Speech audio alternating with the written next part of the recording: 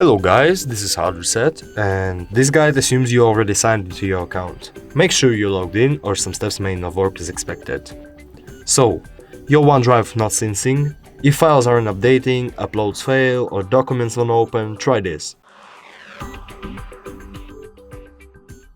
Restart the application, close and open OneDrive.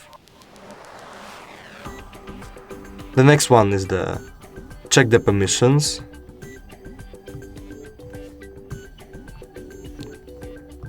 Allow some if it's needed. The third step is the check internet connection, if it's working properly.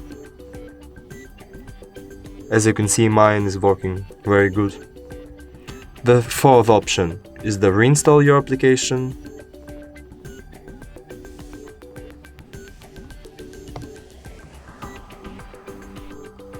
Just like this.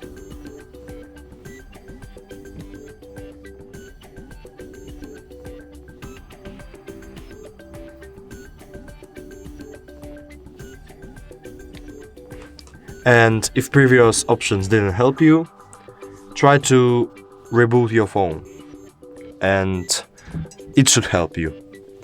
Thank you so much, appreciate your watching and see you in the next video. Goodbye.